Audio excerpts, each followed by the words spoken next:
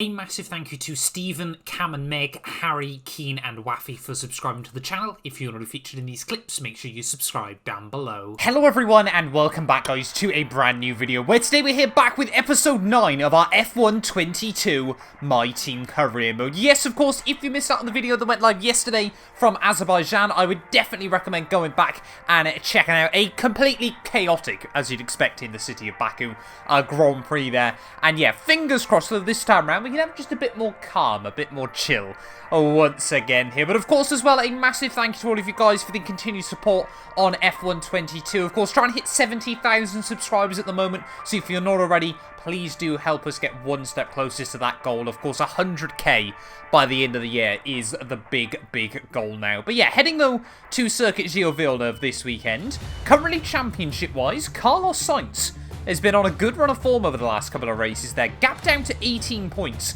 between him and Charles Leclerc there, as Ferrari still dominate the way in the Constructors' Championship. Verstappen and Hamilton are the two 2021 title rivals in 3rd and 4th place at the moment, with Perez and George Russell just a little bit further behind. We're now down to 19th place in the championship, with our one solitary point from Imola means we're still ahead of Williams at this early stage of the campaign.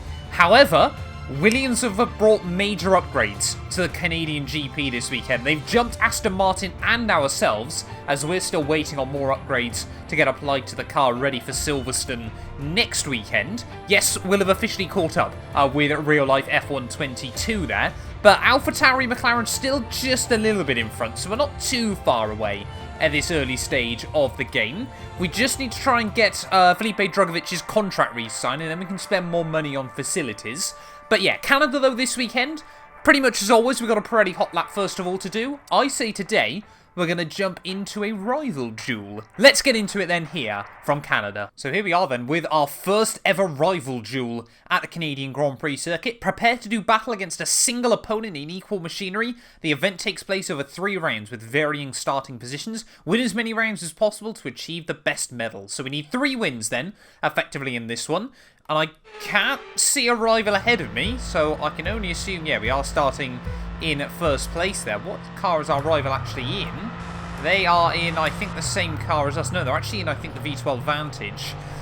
So we're in the safety car. Ooh, there's already a little bit of oversteer through the chicane, as maybe he's going to have a little bit of better top end than me, but we should have a bit more through the corners. But yeah, kind of hoping then we can just try and get 3 nice easy wins on the board. But that is way too late on the brakes. That's going to be... Nope, that's not going to be invalidation there, as yeah, I'm sure whoever it is that's behind us... Well, now he's gaining on me as we head down in towards the hairpin there. We're going to give him a big old squeeze. Where actually is the end of this run, as I broke way too late again. Have I? Oh, we just about get it slowed down near the apex. Sit there. Don't mind if I do. As we head out, we've gone purple through the middle sector there. Love to see that. So there we go then. That's full start-finish line. We have won the first event. That's what we need. We want to get the gold medal as often as possible. Right, second time round then. We're going to be starting side by side. So the run down in towards turn 1 is going to be critical. Make sure we don't jump the start. There we go. As we're going to get slightly better launch off the line. And fingers crossed, as long as they don't do anything stupid this time round, we should just be able to park the bus on him. Try and put the power down. Do love the way these road cars handle on F1 22. You know, just allows a little bit of slip from the car, but got to be careful. He's definitely still very quick then through that second chicane there. Is he going to try and have a look up the inside into the hairpin? No, we're going to go defensive on him. Surely he can't hook it up around the outside of us there as we head through. Oh, big kick of oversteer there. Oh no, don't get the run. We're going to cut off the nose, and luckily we are just about going to do enough then. That's 2 for 2. I'm guessing in this last event we're going to be starting behind him, so we're going to have to go for a big dive somewhere. And there we go then. We can see Tremblay just in front of me. Final start then in this mini challenge here. Must admit it's probably one of the more fun ones to do, is can we try and get the launch down towards turn 1? No, not quite that time round. We'll sit back and we'll try and find a move. Going to try and get a nice run. Oh, we've almost getting disqualified for some reason. Can I try and make a move work up the inside though, in towards the hairpin? It's going to have to be a dual dive bomb here, as we're going to have a look for it. Get the car slowed down on the apex. There we go. Oh, just about on the inside there. Make sure we just cover off on the exit. Nice 4-wheel drift off the corner there, and that's going to be us 3 from 3 here at the Canadian GP circuit. That was quite a fun little challenge in the end there, but that's what we need. Let's get into qualifying, practice even I should say, here in Montreal.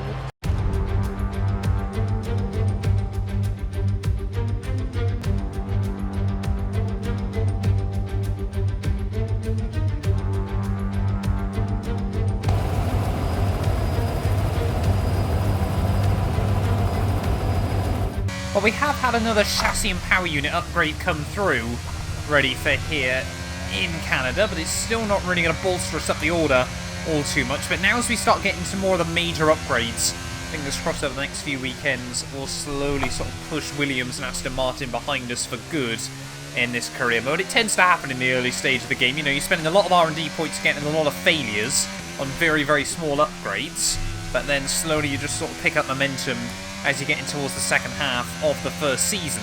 I am basing that off previous F1 titles though, so things could go very differently here. But yeah, out to practice then from Circuit Gilles Villeneuve.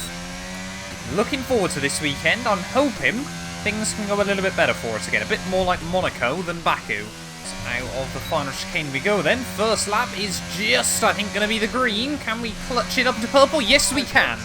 Oh, that was close. I'll have that though, thank you very much.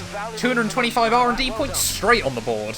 Of the final corner then to finish off our ERS run. That's going to be another green score. Doing pretty well so far here in Canada. That's not the line through T1 though. We'll jump out the way immediately. Right, into our race simulation run then. I think battery management is going to be critical around here this weekend. Of course, we know how much we lack down the straights in comparison to most cars anyway. So just trying to make sure we've got the power where we need it and not trying to waste battery elsewhere. It's going to be a fine balance. As we've got the green on the first lap, just got to keep the pace up. Canada, though, has often been quite a strong track for me in previous F1 games, both on and offline, so fingers crossed that form can continue this weekend. You know, like I said, we're going to struggle a bit down on power still, but we are slowly, I think, starting to learn more and more about the car, and obviously the handling model, everything like that. You know, low-speed traction is so difficult on this game there, as we've really just got to modulate the throttle out of the corners there. We're up to like 5th gear now on F1 22, but still using the battery to hopefully give ourselves a bit of boost down the straights. Just got to navigate the final chicane one more time. That's a lot of curb on the way in there, and nicely on the way out though is going to be the purple score. And I suppose then we better get into qualifying here from Montreal. Can we finally get back into Q2?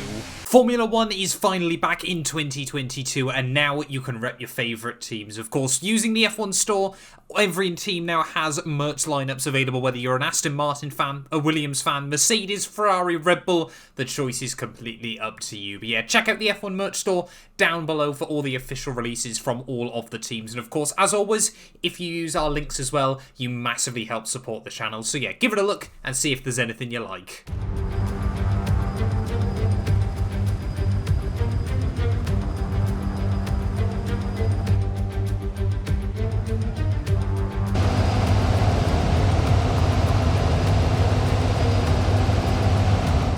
Here we are then, jumping into qualifying, and rain once again was never actually predicted here at the Circuit Gilles Villeneuve, so it's going to be interesting to see how we fare in Q1. I mean, I've completely set the car up ready for dry running there, but we're going to give ourselves a couple of runs right at the end of the session here, and fingers crossed enough, the track's just getting faster and faster, and it might be a case of last person on a lap can walk away here into Q2 nice and safe. So we've got someone there. It's one of the Mercs. I think it's George Russell all over the back of me as we try and put the power down at the first couple of corners. First lap's just sort of going to be feeling our way around. Second lap's where hopefully we're going to push a bit more and find some time. Big lock up down in towards the hairpin there, but I think George Russell's getting a little bit impatient behind me. If he's sensible, he'll just back off a couple of seconds because we've all got time to go for a final run there, but I can't help but worry that perhaps the Mercedes won't do that. He's falling back slightly as we head down in towards the final chicane. This first lap's been okay, not brilliant, but not bad either there as we head out through the final chicane there. Big snap of oversteer. And yeah, remnant conditions to Q3 actually of the real life Grand Prix just a couple of weekends ago as we head now back through turn 1. I'm at a P12 though, so that was a pretty solid first run then. Now we just got to try and find more time, as I'm sure everyone around me will also be improving. So there goes George Russell up the inside. I don't want to battle the Merc. on a qualifying run there, and George Russell might just be about to ruin both our qualifying sessions, as times are definitely improving. We're now pretty much on the cusp of the drop zone, so if anyone behind me goes quicker, as George Russell's still trying to look for something down through the chicane there, and it's really just affecting my rhythm. We're now into the drop zone late on here in qualifying, and I think George Russell has completely screwed us both there. He should have just backed off, been further behind to start the lap, and we both would have been able to get a pretty tidy run in as we try and put the power down out of the hairpin. We're just getting shifted down the order at the moment. Everyone around me improving, as unless we nail the run through the final chicane there, Charles Leclerc goes fastest, and I'll be still going to end up on the back row here alongside Lance Stroll in qualifying for the Canadian Grand Prix. Needs to try to tap the curbs nicely on the way through. Up towards the line there, we're not even going to improve. It's going to be P21. George Russell, I'm not your biggest fan. It's last. Stroll's gone quicker. There we go. Charles Leclerc fastest then at the end of qualifying, ahead of Sainz and Max Verstappen there. But what am I meant to do? I mean, we were 2.6 seconds off the pace in the end, and I definitely felt there was another good probably close to a second. Not saying we would have definitely made it into Q2, but yeah, George Russell out in the second session as well there. So not only did he screw me, he also screwed himself there in qualifying. Sergio Perez having a nightmare run as well down in P20. But yeah, second race in the last three that we're going to be starting from last place then. Feel like we have got some decent race pace though, so not going to say it's all over just yet. Let's get into it then here for the Canadian Grand Prix. This channel is proudly sponsored by Bybit, the official crypto partner of Red Bull's Formula 1 team. I've been using their platform for my personal crypto savings over the last few months, and when they got in touch to support the channel, I was super excited. Currently, they're offering you guys a special new promo for the first 100 of you to deposit $10 or more onto the platform. You'll get another $10 free. Also, 5 lucky winners will get their initial deposit doubled up to $1,000. That means if you deposited $1,000 onto the platform using my codes below, you could be within a chance to get another $1,000 completely free. We've seen the landscape around crypto drastically change over the last couple of years, and I genuinely believe it holds an important place in our future. However, please be careful as always when trading, as you are liable to lose money. But if you're interested and you're 18 or older, click the link down below to get started and see why Red Bull and myself, as well as thousands of others, trust Bybit as their crypto. We're back once again beside the St. Lawrence River here in Montreal for the Canadian Grand Prix.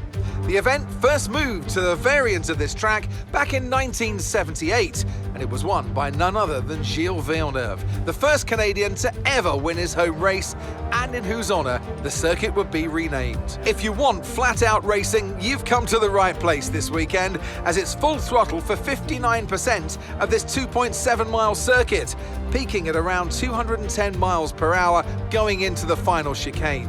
But that speed requires discipline, and there are more than a few close walls here just waiting to punish drivers with a heavy right foot. It's time to see how our drivers are stacking up after yesterday's exciting qualifying session. A fantastic effort from Charles Leclerc yesterday, and it's put him on pole.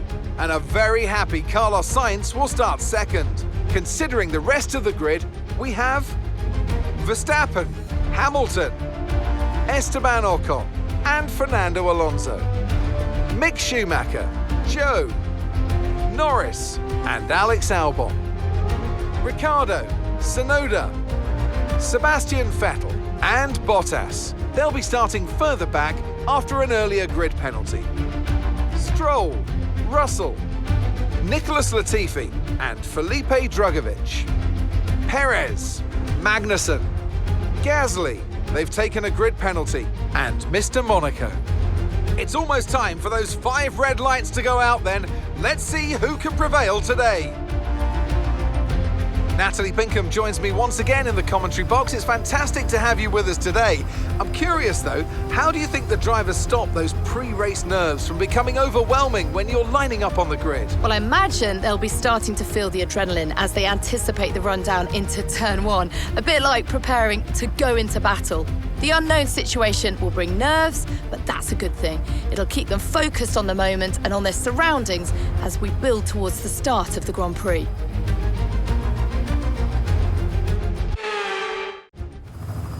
Right, well, here we are then on the grid. Round 9 of the year here from the Canadian GP circuit, and very, very worried to see Alex Albon up in 10th place there. We need to outscore Williams in this championship. I mean, we're still only just over 1/3 distance, though, into one of the longest F1 campaigns of all time. So, you know, we've got time still. Meant to be a nice, bright, sunny, shiny day here, though, from the circuit Gilles Villeneuve. And yeah, starting from the back, fingers crossed we can try and move forward a bit like we did in Monaco. But yeah, really, really struggled over the last couple of races. Hopefully we'll see a bit of a turnaround as we head into the summer stretch. But let's get into it then here for the Canadian Grand Prix, of course. Got the formation lap first of all. Pierre Gasly alongside me starting on soft, so he might be a good early mover in the race. But yeah, we just need to keep it clean and tidy early on and just keep it consistent. We need to still learn a lot about the car early on in this game and don't want to stall it either. Well, Charles Leclerc then lining up from pole position once more here with Carlos Sainz alongside him. Just 18 points between the two Ferrari drivers at the top of the championship. There is, please. We cannot make it a regular thing in this game there to try and loop it round on the formation lap. But need to try and get heat into the rubber here as we head through the wall of champion chicane. Definitely going to try and work those rear tyres there so we can get a good run down towards turn 1. But let's just try and keep it straight on then as we head up for the grid. There we go, purple once more. We're getting used to that then, but ready on the grid then.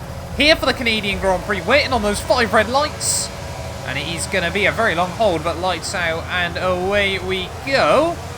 Or not apparently there as we head down towards turn 1. Pierre Gasly's just going to get boxed in front of us.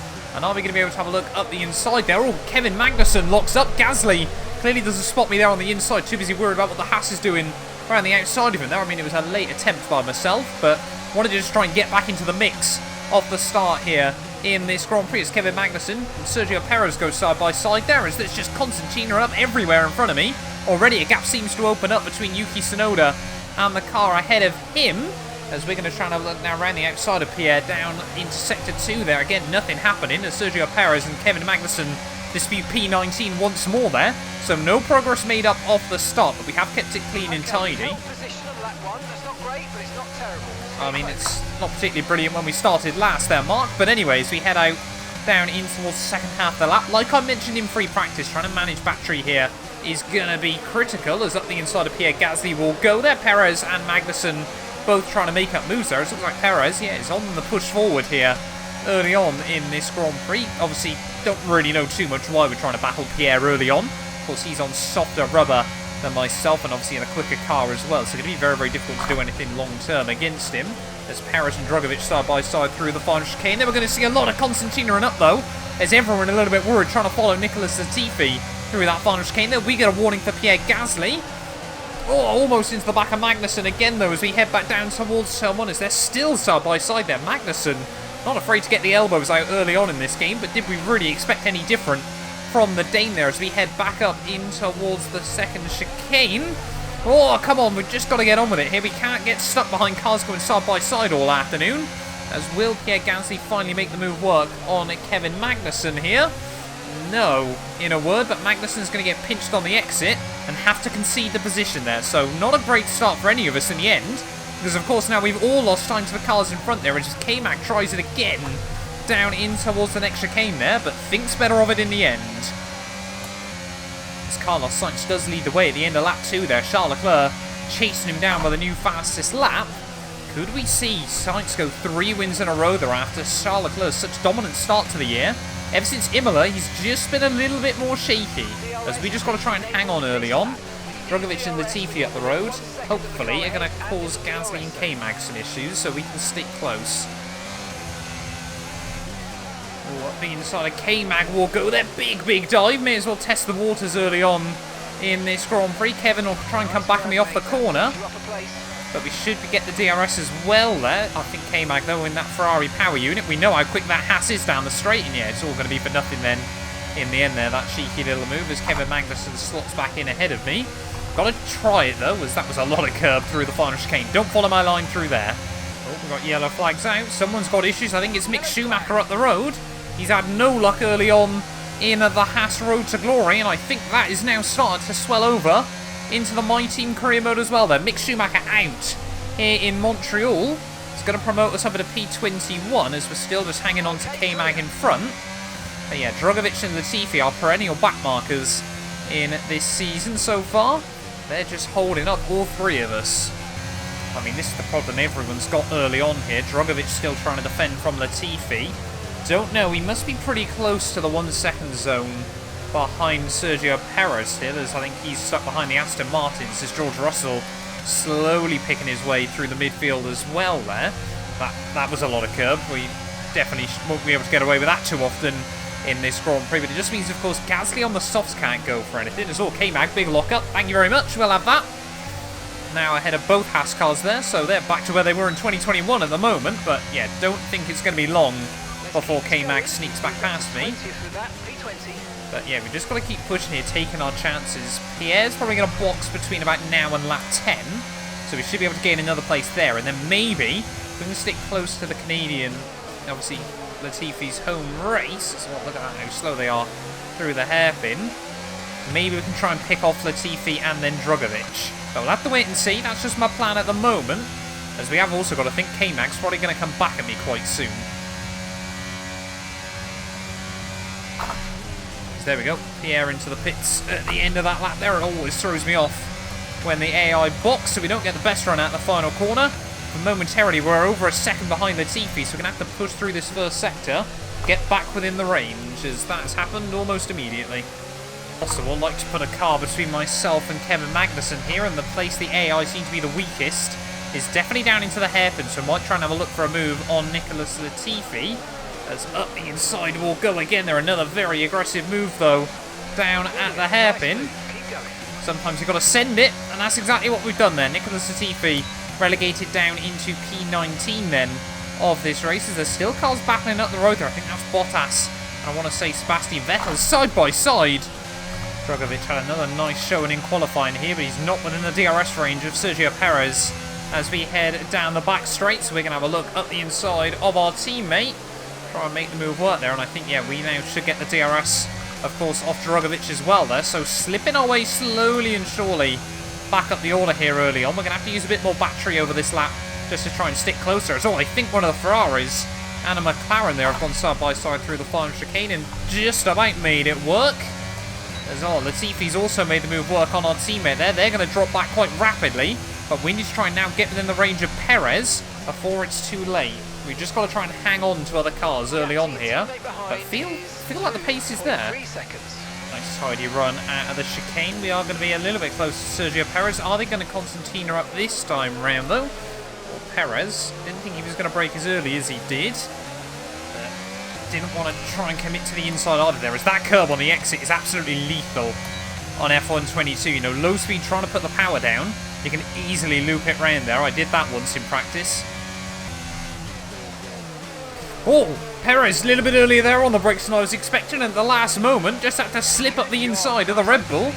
Mark liking it, so am I, to be fair there. It is a cheeky Takuma Sato style move as we head now down the back straight. The Red Bull, though, is still going to have the top end speed over me, but we've used just enough battery, I think, this time to hang on. As Perez thinks about it down into the final chicane there, we tell him firmly no, and now we've got a little bit of safety again. Next up, both Aston Martins, but I think we're going to be pitting quite soon. There we go, probably going to box in at the end of this lap, but cold rubber on the restart is not going to be fun.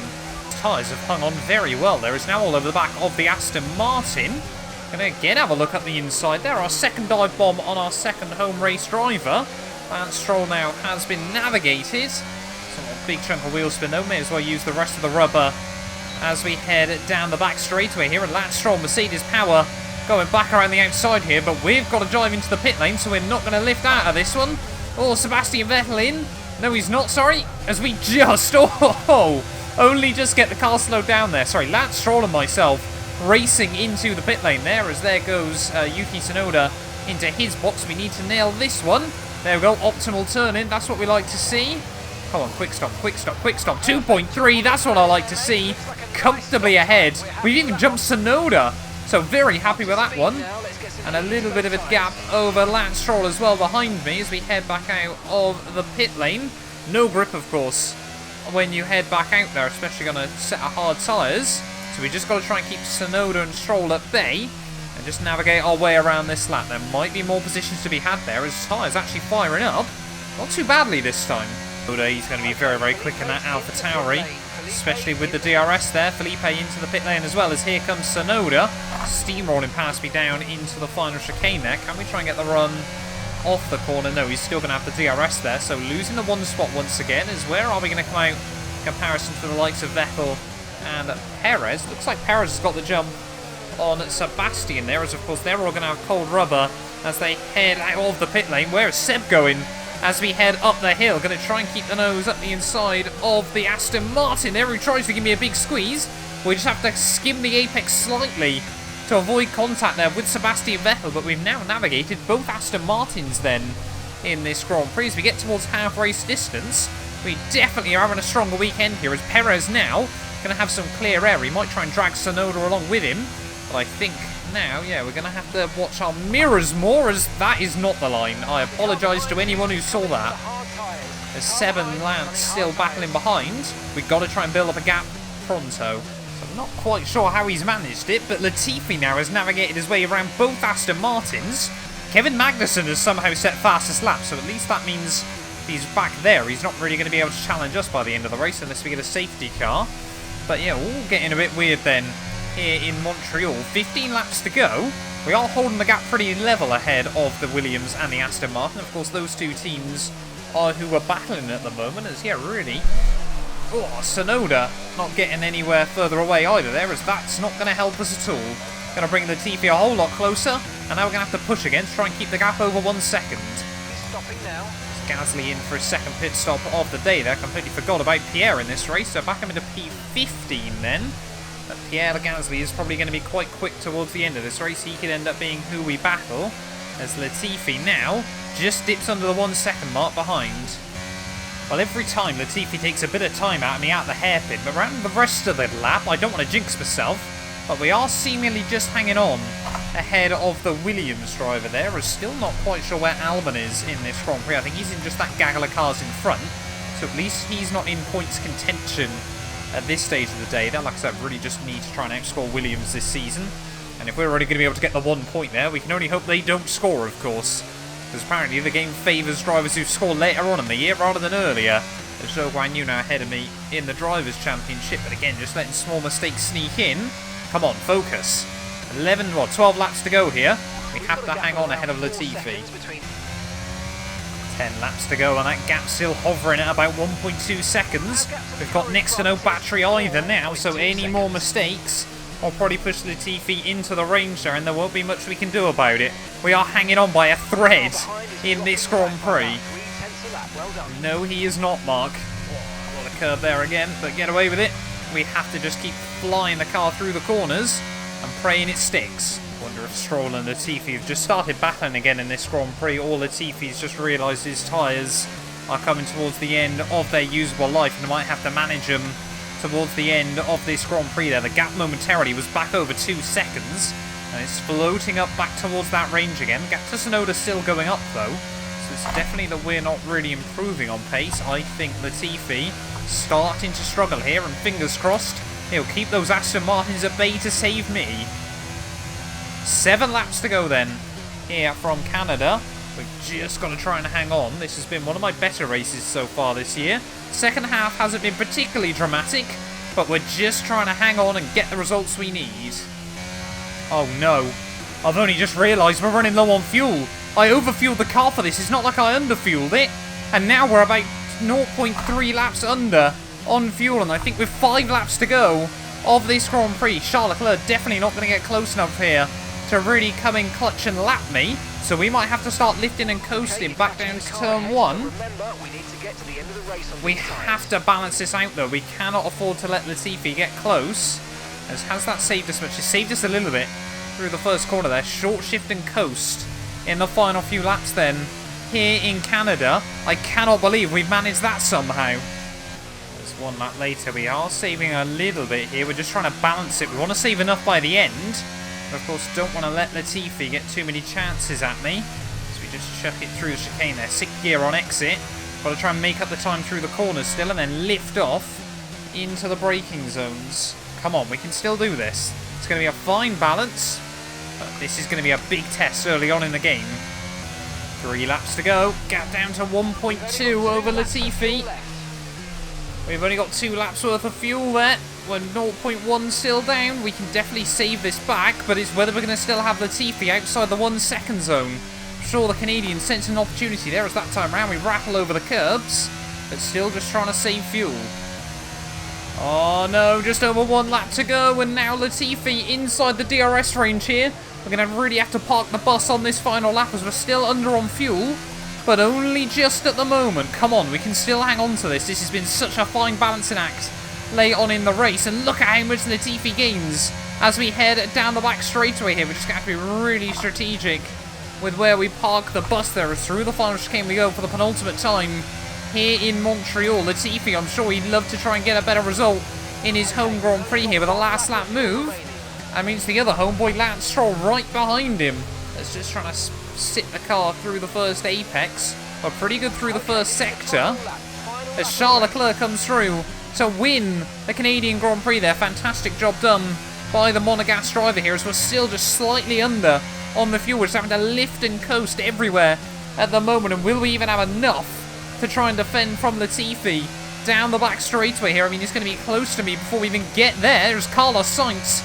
Sets the fastest lap late on in the day there. But here comes Latifi. We're going to force him to the outside there. Completely slam the door through the chicane there. And still just trying to save the fuel as best as possible here on the final lap of this Canadian Grand Prix. It's been drama I never wanted here in Circuit Gilles Villeneuve for the first time in how long, we don't know. We're back into positive fuel there, but then again immediately it dips back under. To be honest, I think we're just going to have to use battery and pray as we head towards the line here that we don't run out of fuel. As Pierre Gasly now, the man who's going to try and get the run on me. Down in towards the final chicane we go. Gasly has a look there. I don't know if there was contact. I think we just about hung on, but at the final corner, we're just going to have to drag race to the line, and we've just hung on.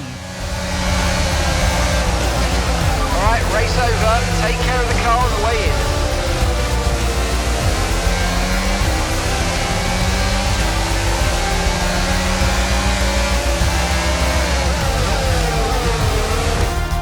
That's a fantastic performance from Ferrari. It hardly looked in doubt.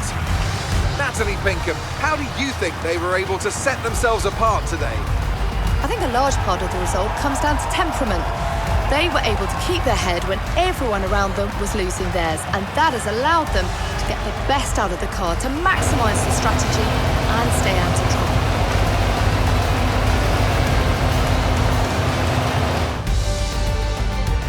Looking at the podium, you can see that red suit familiar to fans across the globe. A world-class win for a world-class team. Ferrari do it again.